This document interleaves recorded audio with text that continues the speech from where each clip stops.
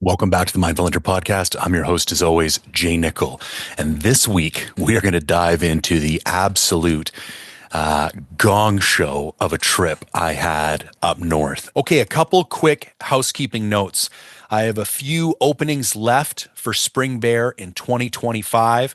So if you are looking to come up to BC and hunt bears, shoot me an email, jay@mindfulhunter.com.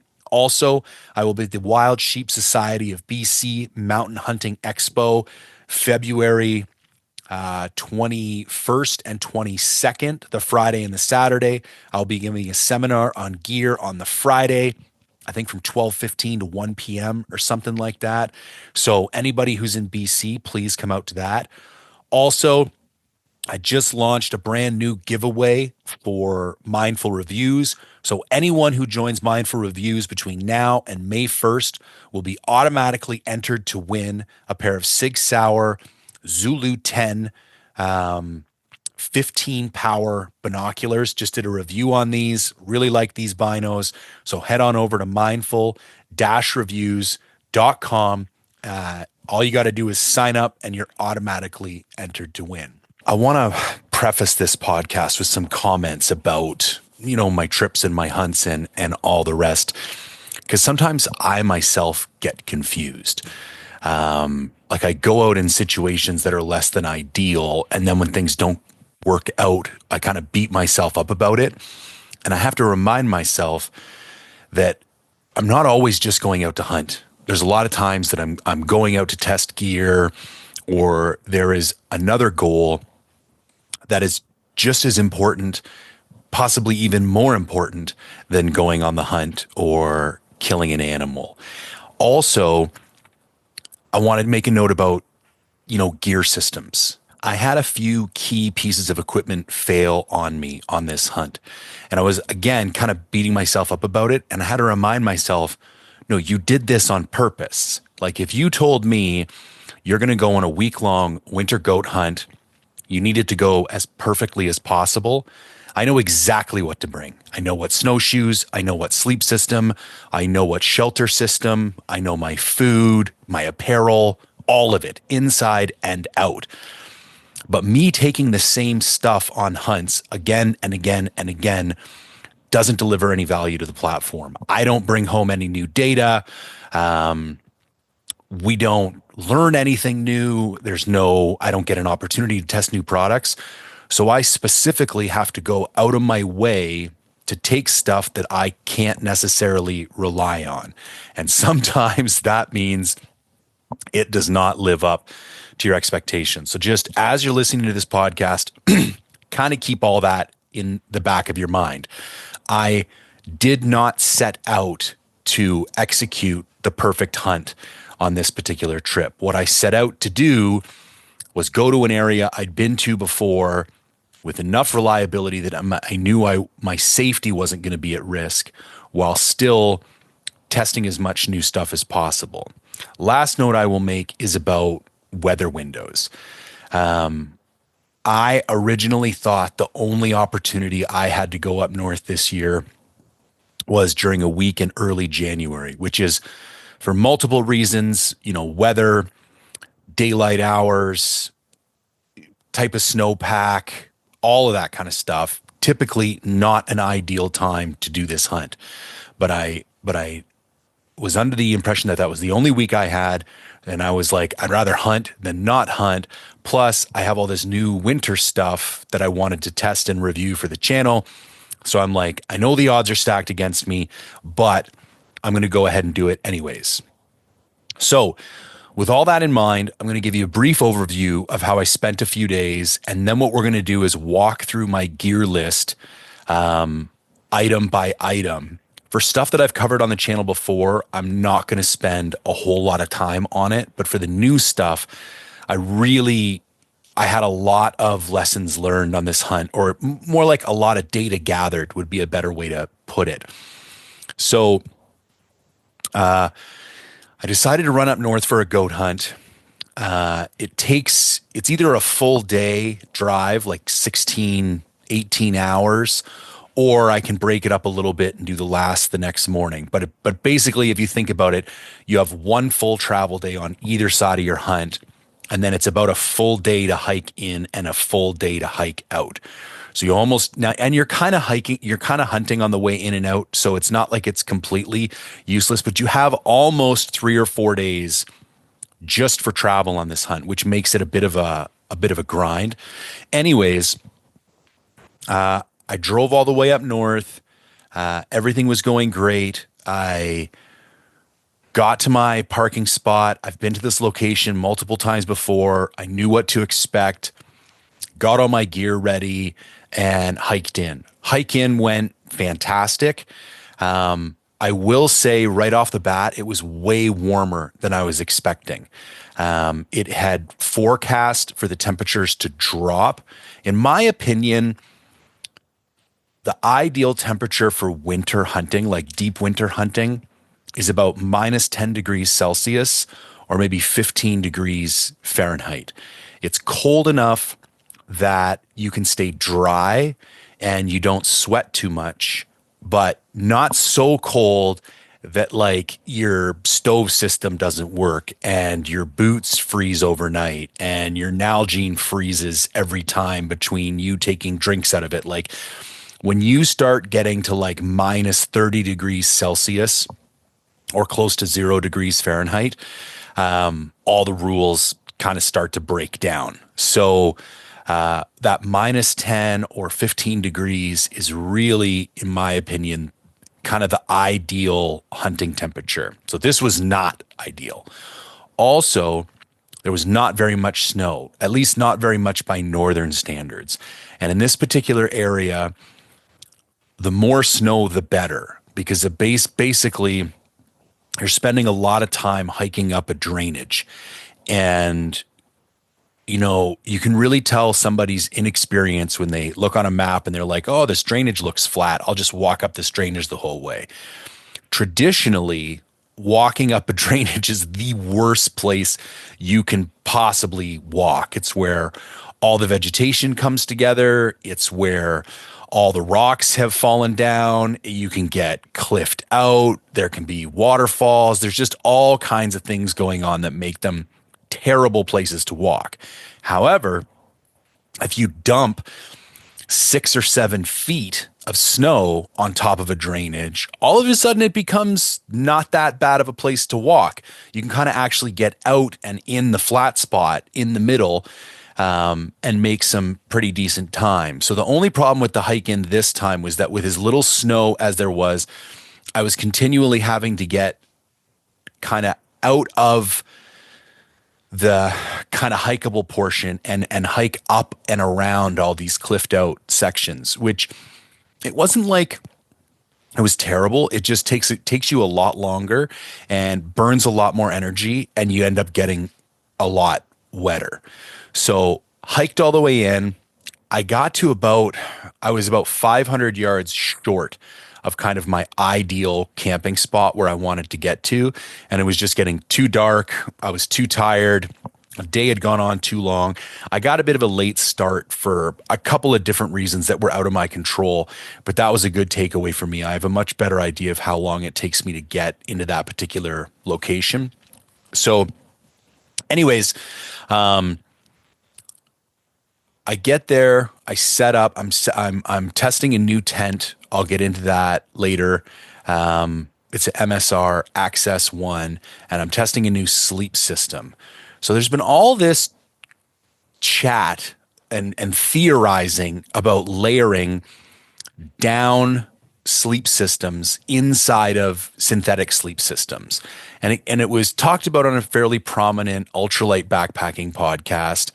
Some people I trusted had kind of reached out about the idea and said, this works. For those of you who aren't aware, the general principle is if you layer a down bag inside of a synthetic bag, the water vapor that evaporates from your body, your perspiration and the moisture in your clothes, will stay as water vapor through the down layer if the synthetic layer is on top, kind of maintaining heat and not letting that vapor like hit the exposed air. And then it will condensate and vaporize through the synthetic layer, kind of then condensate in the air, and typically fall back on the synthetic layer as moisture. But that's okay because the synthetic layer is more resistant to moisture than the down layer, so it keeps your down layer dry. So why would you want to do this? Well, because you can take advantage of the weight savings of the down with the increased water resistance of the synthetic. So in theory, it's like the best of both worlds. So I wanted to test this, and I wanted to be pretty aggressive about testing it, and see like how good could this really work. So that was and I'll get into like exactly how this all broke down, but that was the sleep system I was using. I'll go into all the apparel and stuff later on. Anyways, set up camp that night, ate some food, went to bed, woke up the next day, hiked out to a good glassing spot, sat there till maybe 2 o'clock in the afternoon, and it basically hammered freezing rain all day, like nonstop. When I got out and checked the weather report, close to 60 millimeters of freezing rain had fallen in my area over a 24-hour period. So it was just absolutely, dumped. Went back to the shelter, kind of messed around with some stuff, tried to go look at some other areas in the afternoon, slept again that night. And when I woke up on the morning of technically what I guess would have been the third day of the hunt, kind of based on the environment that I was within, like the circumstances, I was like, I'd seen no goat sign of any kind.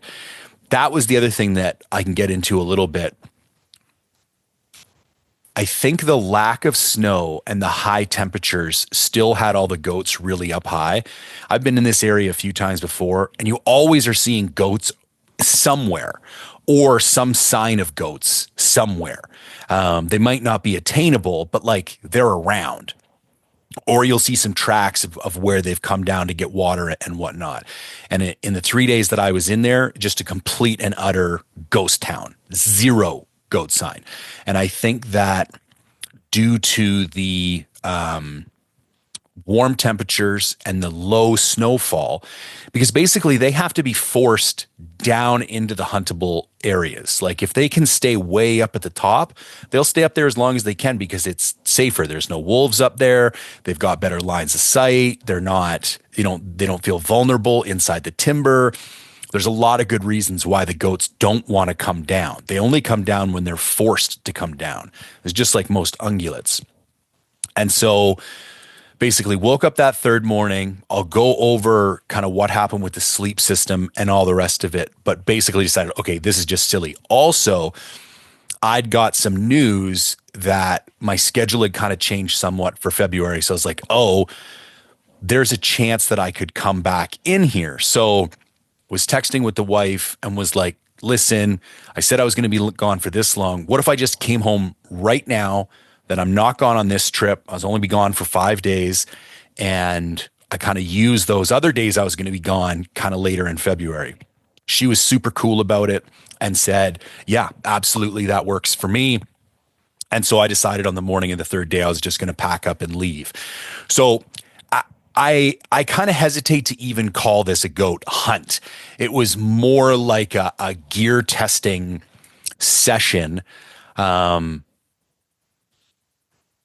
some scouting, really. But it was also good for my state of mind. I've talked about this on the podcast a lot before, especially, this past season, just about me struggling to stay present while I'm hunting and also not give a shit about, what other people are thinking and other people's opinions and all that kind of stuff, and kind of take the pressure off of myself and get back to the place where I just love being out in the mountains hunting. And I'm not so worried about, success and accomplishing a goal and all that other kind of stuff. So this was a really good opportunity for me to do that. And to be honest, my head was in a great spot. I felt good. I wasn't, I was not in a negative mood at all. Didn't feel particularly depressed or lonely or any of that kind of stuff. And as I was making these decisions, normally I'd beat myself up a lot and be like, oh, if you're back here, you should stick it out. But it was surprising to me how easy it was to be clear and objective. And I know I always say, you got to go out and you got to stay out. And I do believe that. But I also believe that you should be able to make good decisions in light of good data. And I can say unequivocally that I feel very comfortable with the decision I made. Like, the weather was against me, the animal behavior was against me, some of the gear I had taken had completely failed. And I have the opportunity to go back during a more favorable time where the weather will be better. There should be more snow. I can take in some different gear. So anyways, made the decision, pulled out, hiked all the way out, and drove home. So I'm not sure whether to call this like a success or a failure or like what to call it. I guess it was just a trip. It was a great opportunity to get out, spend some time by myself, see some country that I'd been into before, but kind of get used to it again and test a bunch of gear. So that was essentially the high level notes of the hunt. So now let's go back and walk through the gear list piece by piece, and I'll tell you exactly what worked and what didn't work. So took an EXO K4 7200 pack. I've talked about this a million times before. It worked perfectly fine. For my rain cover, which I don't normally mention, I take an MEC 100 liter sil nylon rain cover for my pack. On these winter hunts, I highly recommend bringing these. Not only can you cover up your pack while you're glassing, you can cover up your pack while you're hiking. If you don't have enough room in your vestibule or you didn't bring a secondary tarp, you can cover up your pack overnight. You can use it to catch water. I think it weighs like maybe 4 ounces, and especially I don't carry it often, but on a hunt like this, I highly recommend it. And the reason I like the Mech one, it's hard to find a non-branded pack cover. Like, you can get a Kuiu pack cover, a Mystery Ranch pack cover, a Stone Glacier. Can you get a Stone Glacier pack cover? Maybe not. I can't remember. But I don't know. I just don't like the idea of having some big brand, sticking off the back of my backpack. And the Mech one is just black, and there's just a small MEC logo down in the corner, and it wasn't overly expensive. I think it was like 30 or 40 bucks. So highly recommend that piece of gear. Now, for my shelter, as I mentioned, I took an MSR Axis 1.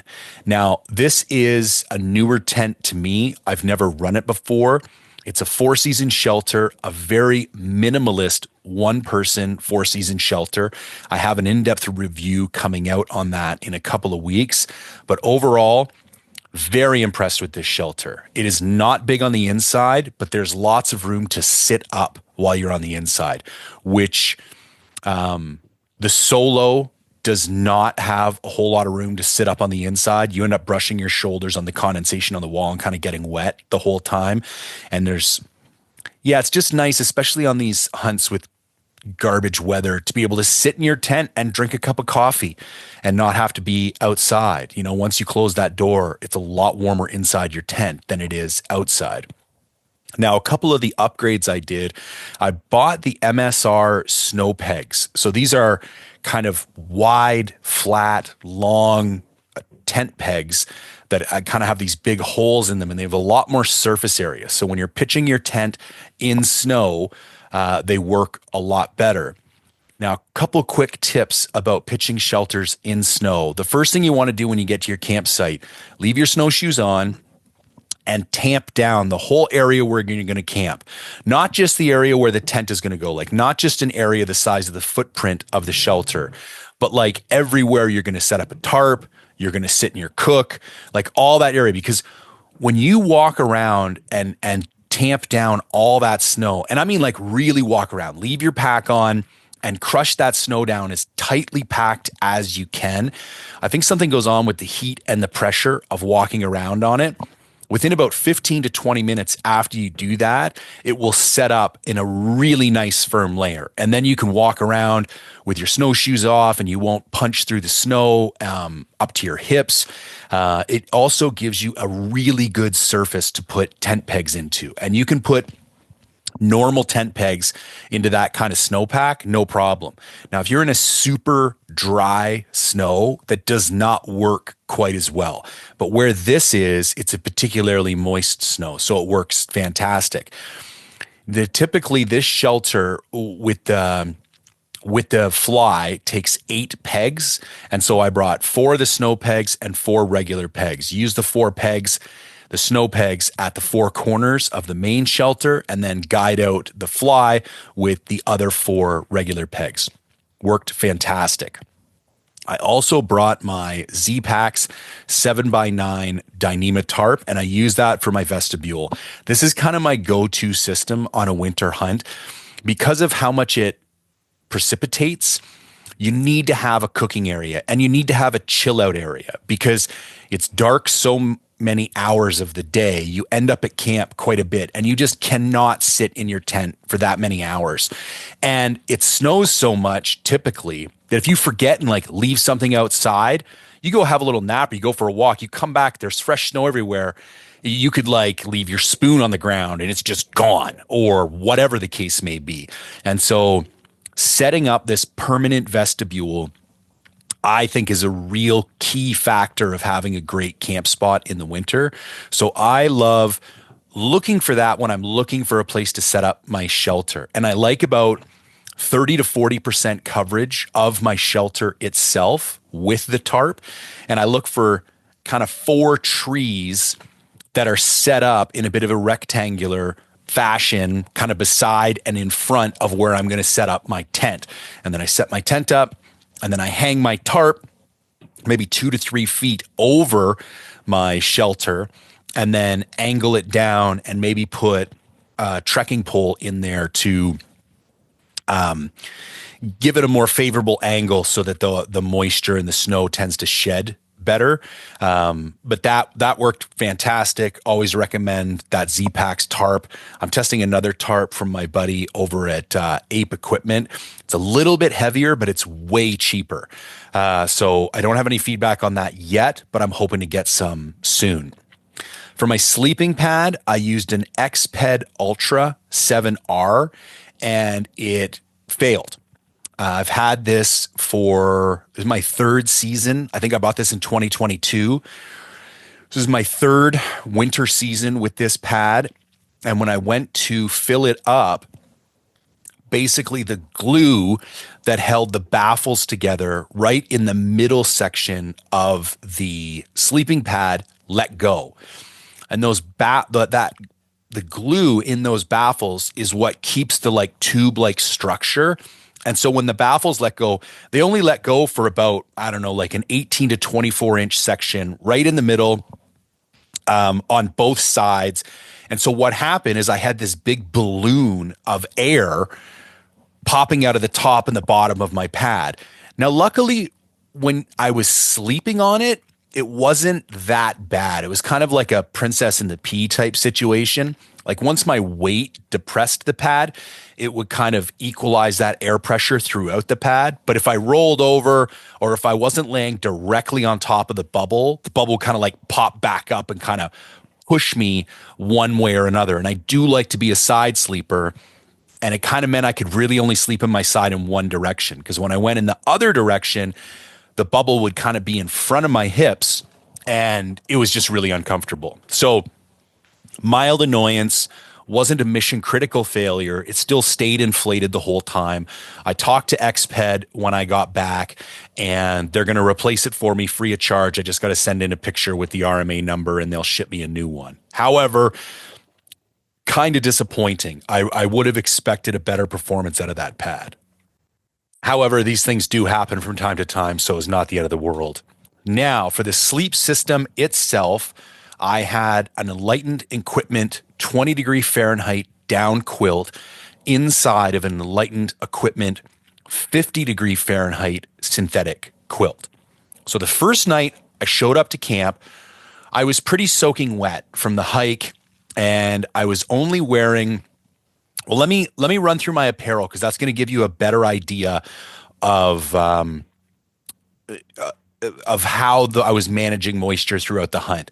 So for my base layers on top, I had a Stone Glacier Avro hoodie.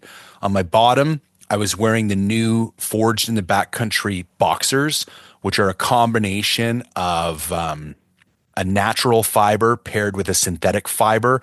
I've been working on these things for about the last 6 to 9 months, and they're finally ready for release, and should be available the first or second week of February. They performed exceptionally well on this hunt. For socks, I was wearing a pair of Mindel Hunter socks. Really happy with those. And then my bottoms, I had a pair of Sitka Blizzard Aerolite bib pants. And then actually, there's no bib on those. I'm not sure why I wrote bib on there. There's just Sitka Blizzard Aerolite pants. And then on top of this Stone Glacier Avro hoodie, I had the Ambient hoodie.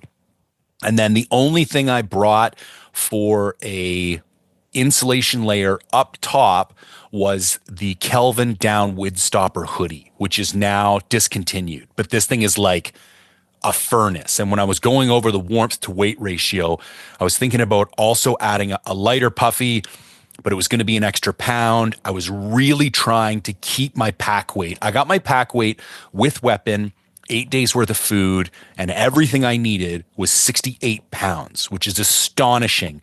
I basically had to leave all my camera gear. I'll get into how I shot film later on, but I didn't have a traditional light puffy. I only brought the big tank puffy with me.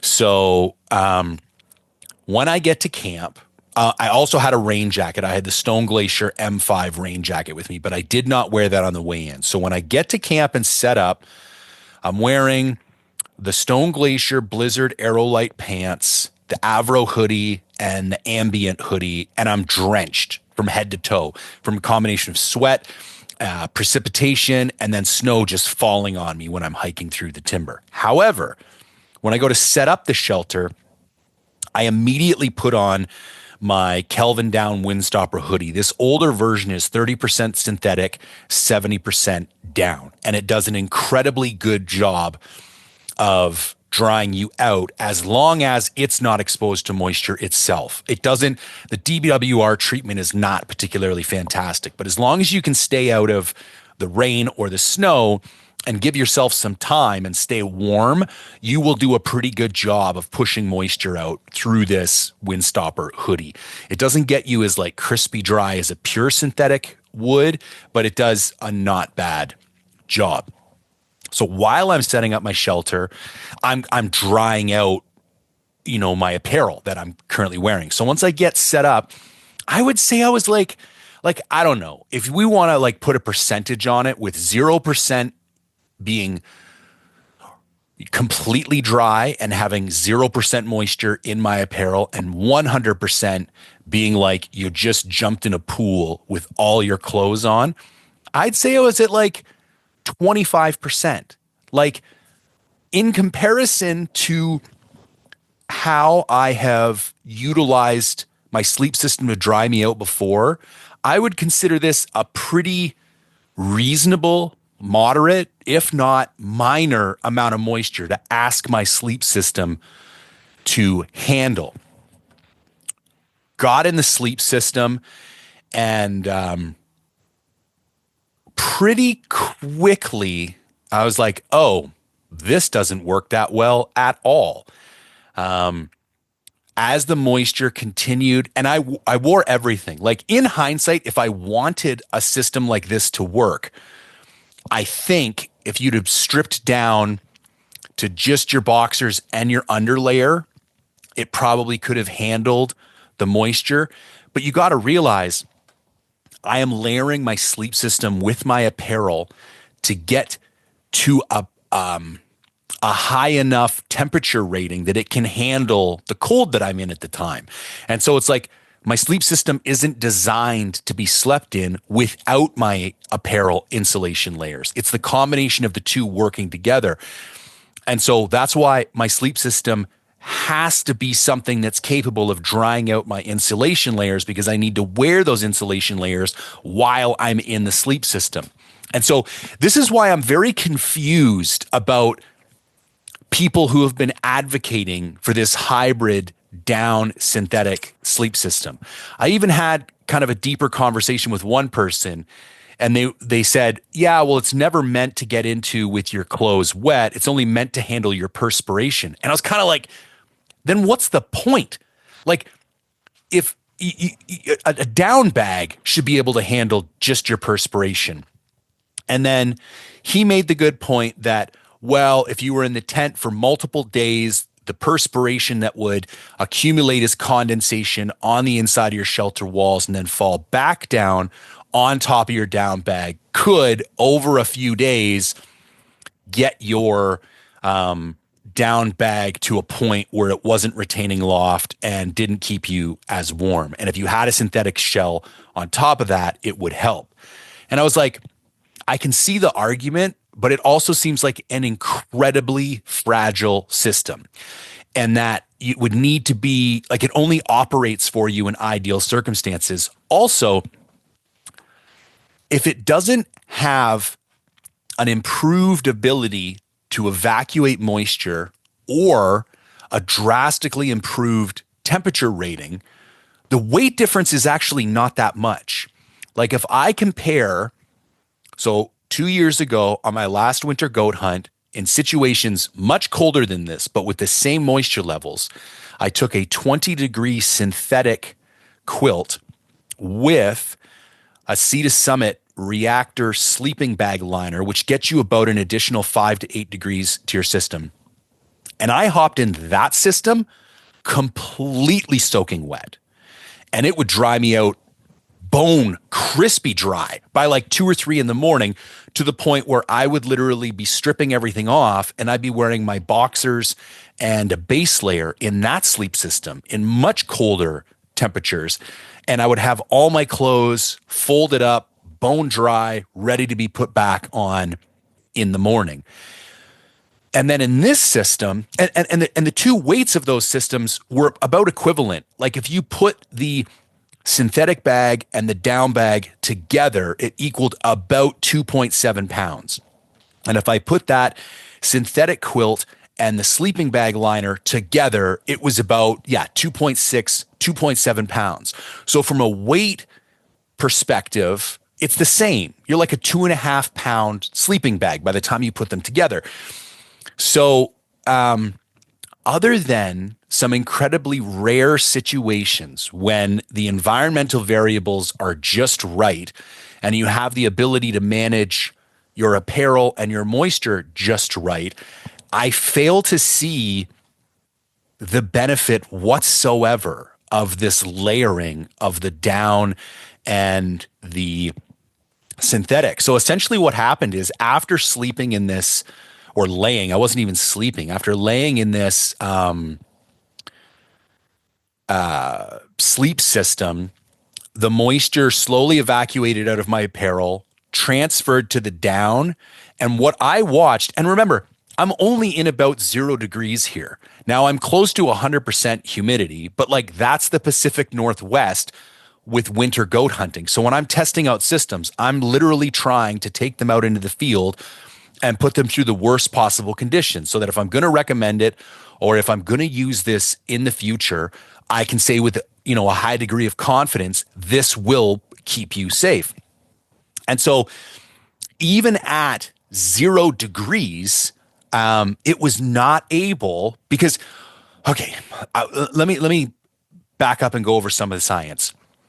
The way that a synthetic sleep system is able to dry you out is that it keeps you so warm while you are wet that the increased pressure from the heat on the inside of the sleep system creates an imbalance in pressure. There's higher pressure on the inside, lower pressure on the outside. So the high pressure wants to get to the low pressure. So as the high pressure moves to the low pressure, it carries your moisture from your body with it. Without that differential in temperature, without creating the higher temperature, higher pressure internal environment, there's no need to create equilibrium.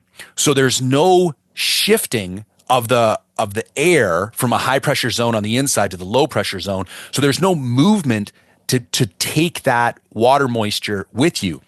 So basically what happens is I get kind of like medium warm, but not warm enough to force the moisture out through the down layer into the synthetic layer. So through the night, the down layer just gets heavier and heavier and wetter and wetter and heavier and heavier and wetter and wetter. And the 50-degree synthetic, just kind of lays on top and collects condensation from the tent. And so because I had so much synthetic insulation on me already, I had the Aerolite pants, I had the ambient hoodie coupled with the Windstopper hoodie. It wasn't like I was freezing. I slept pretty decent. Like, theoretically, I could have existed or survived for another week. The problem would have arrived if it dropped 10 to 15 degrees, because I was doing okay at like 0 degrees, -2 or 3 degrees Celsius at night. But as soon as it dropped another 10 or 15 degrees, you got to remember, I now have no way to like, the loft is gone out of the down, and it's only a 50-degree synthetic quilt on top of that. So that was another reason why on that third day, I'd already spent 2 nights in that sleep system, and it was just every time I got in it, it was getting wetter and never getting drier. That's the other thing that happens. In extremely cold temperatures, you still get sublimation, which is like, there's different ways things can dry out and evaporate. One is through heat, one is through sublimation. But when things get so cold, the moisture crystals will actually evaporate out of things. And so your sleep system in your tent during the day, when it's like -15 or -20, will actually dry out pretty significantly, even if there's a large percentage of humidity in the air and it's so cold that you think things wouldn't dry out. But like, there's this magic kind of spot you get to when it gets so cold, the cold itself is what's drying out your gear. So this 0 to -5 degrees Celsius is kind of like the dead zone of winter hunting. It's the worst it could possibly be. The snow is terrible. The precipitation is terrible. Everything stays wet. Nothing will get dry. So listen, I don't want to beat this thing to to death. But unless somebody can provide me some conflicting information, this is another reason why when I hear people say that, you can use down quilts or down sleeping bags in wet weather environments and it will dry you out just fine. I don't mean to call people out, but like, you have not hunted in the Pacific Northwest, because your down system may keep you alive, but it will not dry you out. Now, again, as I mentioned, if you protect your down sleeping bag or quilt with your life, and every time you get in and out of it, you strip down to either absolutely nothing, or you save like a pair of long johns and a t-shirt that you only wear to bed, so that when you get into that thing, you're not bringing in any extra moisture, you can use it in wet environments, 100%. However, it does not possess the ability to dry out your apparel. And when you're on these either, late season, deep winter hunts, even, I can even think of some like coastal blacktail hunts. Like, if you don't have a way to dry out your apparel, listen, you can muscle through that for a couple days, but eventually it is just going to crush your soul, being wet, and even your socks. Like, that's the other thing. Typically, my synthetic sleep system, I can take my socks off at like 1 or 2 o'clock in the morning and they will be like crunchy dry, like bone dry, like they just came out of a dryer, and I will fold them up and stick them in a dry bag for the night. Now, what this does is I can't dry out my boots, but if I put dry socks in my boots every morning, that can pull some of the moisture out of my boots And if I do that day after day after day, I can kind of stay on top of my wet boots. But if your sleep system doesn't have the ability to dry out your boots or your socks, and you can't keep your boots dry because you're going to walk in snow at 0 to -5, they're going to get wet every day. Eventually you just reach this tipping point where like everything is so wet that you're never going to get on top of it again. And again, maybe you're not going to die, but you're certainly not going to be comfortable, and you're certainly not going to be operating at peak efficiency. So I realize I'm rambling about this a lot, but ever since I started expounding on synthetic sleep systems and their ability to like manage moisture and keep you dry, everybody was sending me this podcast, and everybody kept wanting to know about layering down systems. On a mathematical or a physics level, it makes sense. But this is why I think it's so important to field test stuff in real world circumstances, which was why even when this hunt wasn't in an ideal time of the year and there wasn't ideal circumstances, it's still a great opportunity for me to go test this kind of stuff. Because without this kind of real world testing, I would probably be still under the assumption that theoretically a system like this works. And I will say that maybe there are certain very limited conditions of when this would be beneficial, but I do not understand why anybody would want to put together a system like this. It is very fragile. The weight savings is not that great. The temperature improvement is not that great. It doesn't make any sense to me. It almost seems like one of those things. I've got a bit of a background in bodybuilding and working out, and you see all these like, Instagram fitness influencers doing all these like ridiculous exercises. Like they'll get on a pec deck and sit on it sideways, or they'll use a ham curl machine to do bicep curls. Like they're just doing dumb shit for Instagram to like get likes and views. Part of this seems to me like, let's see what weird fancy shit we can come up with that will make people think that we know what we're talking about. But when in reality, I don't understand the practical application for this particular system. It just doesn't make any sense to me. I do think you can take advantage of having both down and synthetic in your systems. Like I think if you brought a down puffy and got in your synthetic quilt, that would work, because the down is such a minor part of what's keeping you dry. That 20-degree synthetic quilt is going to create that high temperature, high pressure environment that will force the moisture out of the down. And maybe that's the takeaway here. When the down is the minority component of the system, like let's say it's 10 to 15% of what is keeping you warm, like wearing a Stone Glacier Grumman puffy inside of a 20-degree enlightened equipment Enigma quilt, you can use that sleep system to dry out that down. But if you're going to flip it on its head and you want to get 80% of your warming and drying power from a 20-degree down quilt, and 10 or 20% of the system coming from a 50-degree Fahrenheit synthetic quilt, that's when it does not work. It's got to be the other way around. You have to have a minimal amount of down and a maximal amount of synthetic in order for this to be beneficial at all. Okay, so there's the sleep system, complete and utter failure. However, learned a ton. So no regrets whatsoever. In fact, it was the perfect environment to do that test in.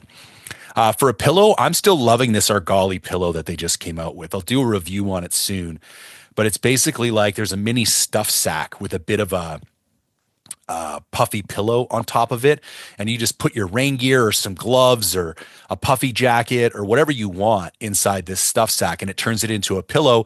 But then it's got this nice, insulated, puffy bit on top, so it's actually comfortable on the back of your head. Okay, let's get back into, for boots, I was wearing the La Sportiva Nichol GTX. I've been running these things for 5 years. They're tanks. I love these boots. I had the Ape Equipment Gators. I was running a slightly updated version, and they're the best ones that I've worn yet. For fitness tracking, I had both my Garmin Phoenix 7 and a Whoop. I'm going to do a video specifically comparing the two of those. There are definite pros and cons of each system. Very interesting feedback. For trekking poles, I had a pair of Black Diamond Trail Ergo corks. I've had these things for, I think, 7 years now. And the cork finally blew out on one of the handles. And it's well past warranty, but Black Diamond did offer me a 40% discount code on any product of my choice, actually. So I thought that was pretty cool. I already talked about the Kelvin Down Windstopper hoodie. I wore the Sitka Jetstream beanie. It's like my favorite beanie to sleep in. For my heavy mitts, I brought the Sitka Blizzard mitts. And then for my gloves, I went with something new this year. So I bought a pair when I was on my avalanche safety training course. This guy had these pair of like rubberized gloves. And the instructor was talking to me. He's like, "Oh, I love those things." And I leaned over and I'm like, "What are you guys talking about?" And he goes like, "Oh, these are Japanese fishing gloves." And I'm like, "What?" And so he passes me one of them. They're made by Showa. You can get them on Amazon for $40. And they just go into Amazon and literally type in Japanese fishing gloves. If you want to get super specific, type in Showa, Showa. They're $39 Canadian. These things are amazing.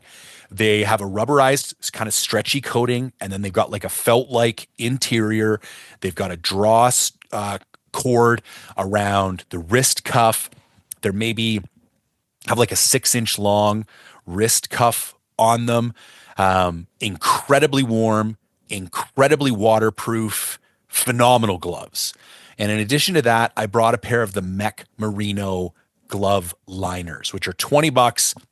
I burn them out every year, but they're fantastic because they have electroconductive fingertips so you can use your smartphone. They're great for adjusting your optic when you're glassing. One note I want to make about gloves. Do everything you can to keep your gloves dry because there is no way to dry your gloves out while you're in there. And normally what that means is having cold, wet hands. You can always dry off your hands. And so what I found, I would much rather walk around for most of the day with cold, wet hands. And then when I need to stop or when I need to do something or when I get back to camp, I can dry my hands off on a piece of my apparel that it's going to get dried out by my drying system I described earlier. Then I can put my dry hands inside my gloves. Because even the most waterproof glove, in fact, the more waterproof it is, the more sensitive it's going to be to this effect. Every time you take a wet hand and put it inside a glove, the moisture is going to evaporate off of your hand and go into the glove. And if it's a completely waterproof glove, there's no way for that moisture to get out. So basically, no matter how good of a job you do at keeping that glove from being exposed for moisture from the outside in, if you keep putting your wet hand in and out of a glove all day, by the end of the day, the glove is soaking wet. And so there is no perfect glove that will stay dry while putting your wet hand in and out of it all day. So what I recommend is putting your hand in there as minimally as possible. And that will keep your gloves dry as long as possible. I actually, on my next trip in there, I want to take a pair of those Graxaw boot dryers and test them out as glove dryers. The problem with those boot dryers is they don't really work unless you add some kind of heat. If you're just in a cold, humid environment and you stick a fan in the top of your boots, you're just blowing cold, wet air around. You're not really going to dry out your boots. You need to have them in a hot tent or add some kind of heat source so that you're blowing, warm air through your boots. But I was thinking with gloves, because they're so much smaller, if you got back to camp at night, if you stuck that boot dryer right in the wrist cuff and turned it on for an hour or two, would you be able to like push a bunch of that moisture out of there? So I want to experiment with that coming up. Now for snowshoes, I took a pair of Atlas Mountain Range 35s. I just finished a whole review on these. Big fan of these snowshoes.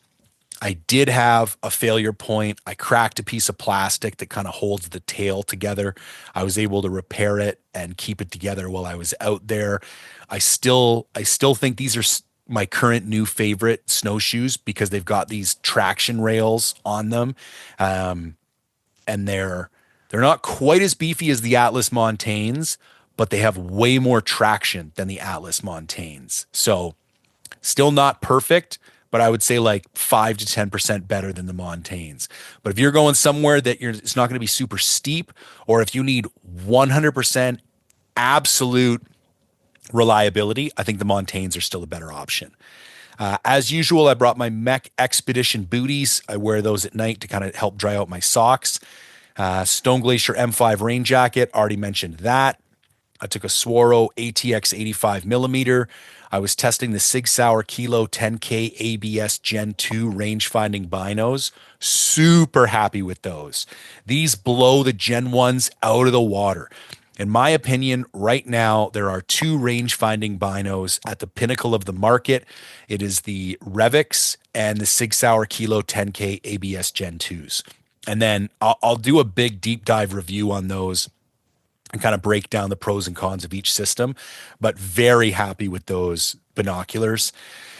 Oh, for a tripod, I took the Asiac Backcountry Light with a Weiser Nighthawk PH170 for my phone scope. I use the Mountain Mag. I know everybody has been grinding me for this phone scope review, but every time I go to get close to being done, somebody launches a new product and I feel like, oh, if I put this out now, everybody's going to say, why didn't you include this one? I finally drew the line. I had 5 different choices. It's basically done. I should be able to put it out next week, and I have a very clear winner. So stay tuned for that. For my rifle, I took a Fierce CT Rival 300 PRC with a Maven RS 1.2, 2.5 to 15 mounted on top of it. I was shooting Hornady Precision Hunter 212 grain ELDXs. I brought 9 bullets. I had my iPhone, as always. One of the things was there was so much humidity in the air and in my clothes that my phone got to the point where it would not charge. Every time I went to put a cable in it, it would say there's moisture in the charging port. Give it a couple hours. And I was like, I didn't dump it in the snow. I didn't dump it in water. Nothing has been jammed in there. It was literally just from the air. And so what I did was I took my Sitka Blizzard mitts, which were still bone dry. I'd never worn them. I took my glove and I stuck them inside those mitts, inside the Gore-Tex shell, cinched the draw cord on the wrist cuff super tight, left it for 2 hours and took that thing out. And it was basically like putting it in a bowl of rice. It dried it out to the core, plugged it in, charged again, no problem. I updated my filming system for this. As of the iPhone 15, you can film in ProRes RAW on the iPhone, which turns your iPhone into a beast of a video camera. I am going to go over in a newer, updated video my entire backcountry filming setup, but I was using my iPhone, an Insta360, and a GoPro on a variety of kind of mounting devices. And then for miscellaneous shit, I had a Thermarest sleeping pad, the foamies that I cut up to sit on, lip balm, smoke in a bottle. I brought a new processing knife from Day 6 Gear that I'll review shortly. I had a couple Caribou Gear game bags. I brought my SteriPen and didn't use it once. I don't even know why I bring it back in there.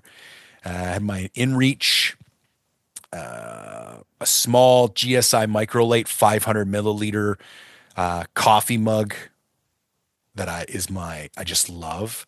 Now, I finally was able to take the MSR XGK stove system. What a brute that thing is. Holy tank. So for anybody who's been following along, I've always taken an MSR reactor, which is if you're going to use an isobutane pressurized fuel system, the MSR reactor, because of its pressure regulator system, is the best cold weather kind of all in one stove system without switching to liquid fuel. Now, the unfortunate part is when it gets real cold, you are still only going to get about 60% use out of each of your canisters, which means you need to take basically twice as many canisters as you normally would. And if you're going to start to melt snow and shit, it adds up real fast. Also, the flame coming out of those things is not nearly as hot when it gets cold because the pressure is so reduced inside those canisters. So I've been meaning to switch over to a liquid fuel system for quite some time now. Finally did on this hunt. Really liked it. Was a little surprised at how much fuel it burnt through. I would say based on how much I used, if you were going to melt snow once a day and get water from the creek the rest of the day, a 20-ounce can of white gas would probably get you through 6 days. But really liked that system. Absolutely bomb-proof. It's a little bit weird to figure out how to light it. I'm not going to go into it now because it's something you should really go watch a video on, but there's a very specific process to lighting this stove and maintaining it. So if you're going to get an XGK, do your homework.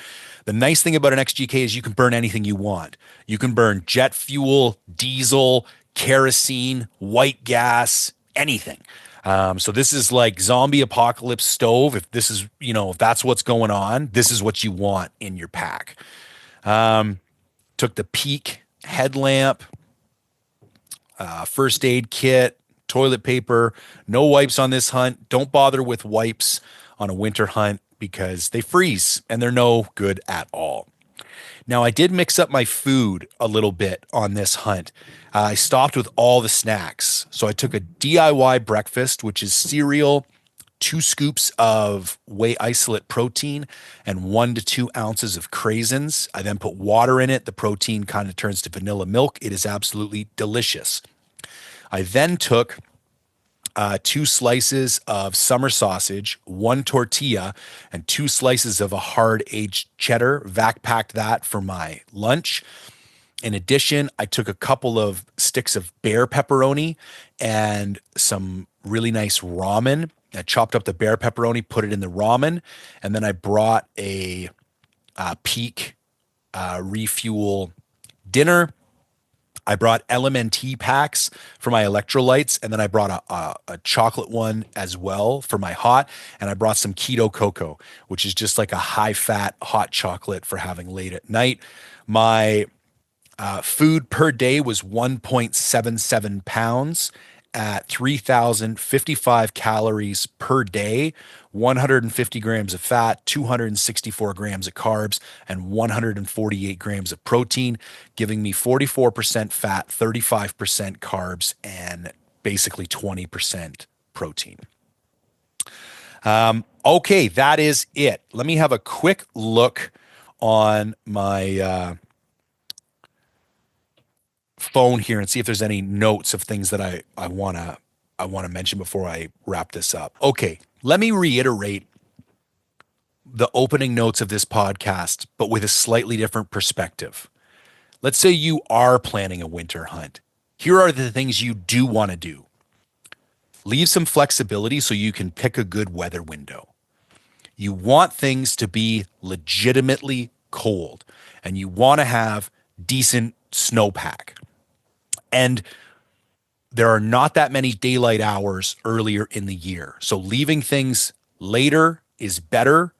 Colder is better. And if you can, block out like 2 to 3 weeks where you're going to be gone for 7 or 8 days. And I know it's asking a lot, but have some slack in your system. So it's like, okay, I'm going to keep an eye on the weather.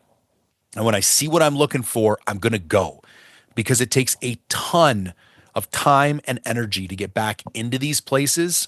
And if you go when the circumstances are not ideal, this is already an incredibly difficult hunt, especially to do solo. And just going with less than ideal weather makes it so much harder. So another way to look at, instead of, what went wrong, is like, what would I do differently, or what would I recommend to make things go as right as possible? And so You want enough snow to drive those animals down from the high country. You want it cold enough that you're going to be able to stay dry. And you want enough daylight that you're going to get good long hunting days. So do everything that you can to put all those elements in your favor whenever possible. Okay, a couple quick housekeeping notes. I have a few openings left for spring bear in 2025. So if you are looking to come up to BC and hunt bears, shoot me an email, jay@mindfulhunter.com. Also, I will be at the Wild Sheep Society of BC Mountain Hunting Expo, February 21st and 22nd, the Friday and the Saturday. I'll be giving a seminar on gear on the Friday, I think from 12:15 to 1 p.m. or something like that. So anybody who's in BC, please come out to that. Also, I just launched a brand new giveaway for Mindful Reviews. So anyone who joins Mindful Reviews between now and May 1st will be automatically entered to win a pair of Sig Sauer Zulu 10 15 power binoculars. Just did a review on these. Really like these binos. So head on over to mindful-reviews.com. All you got to do is sign up and you're automatically entered to win. All right. If you have any thoughts on this week's podcast, I'd love to hear back from you. I hope everybody's doing well. And as always, thank you for tuning in.